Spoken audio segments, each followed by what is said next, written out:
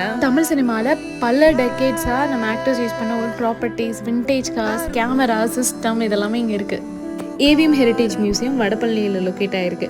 Per பர்சனுக்கு 200 rupees, children அப்படின்னா 100 rupees தான்.